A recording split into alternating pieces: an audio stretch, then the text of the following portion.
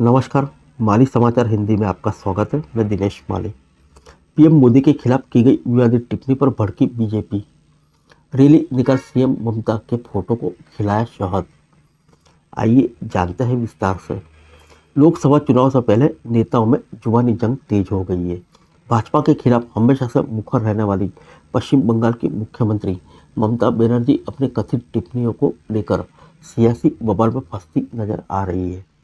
दरअसल भाजपा समर्थकों ने प्रधानमंत्री नरेंद्र मोदी के खिलाफ की गई कथित अपमानजनक टिप्पणी के विरोध में टीएमसी सुप्रीमो ममता बनर्जी की एक तस्वीर को प्रतीकात्मक रूप से शहद खिलाया और उनके खिलाफ रोष व्यक्त किया।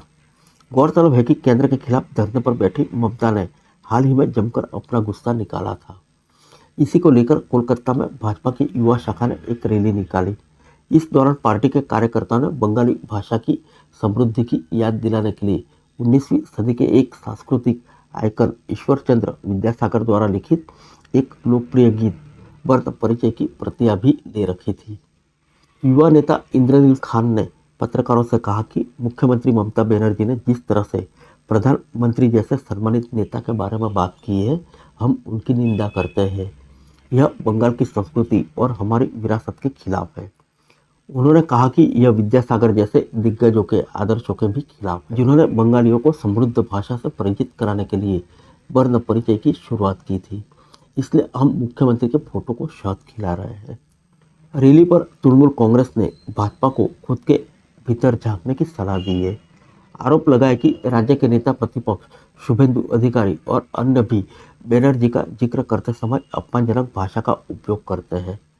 टीएमसी प्रवक्ता कुणाल घोष ने कहा है कि सीएम बनर्जी ने लगातार अपने राजनीतिक विरोधियों के प्रति सम्मान दिखाया है। इसके विपरीत शुभेंदु अधिकारी जैसे भाजपा के नेता कथित तौर पर उन्हें चोर करार देते हैं। इतना ही नहीं, भाजपा नेता और समर्थक कांग्रेस और अन्य दलों के राष्ट्रीय नेताओं का जिक्र करते समय भी अपमानजनक भाषा का इस्तेमाल करते हैं। इसलिए पहले उन्हें इस तरह के बयानों के लिए माफ़ी मांगनी चाहिए। आइए जानते हैं क्या था मामला। दरअसल पश्चिम बंगाल के लिए मनरेगा के फंड जारी करने की मांग को लेकर अपने हालिया विरोध प्रदर्शन के दौरान मुख्यमंत्री ने कथित तौर पर प्रधानमंत्री मोदी के खिलाफ आपत्तिजनक शब्दों का इस्तेमाल किया था। उन्होंने कहा था कि हमें भाजपा से भीख नहीं मांगनी है और न ही भाजपा की भीख चाहिए।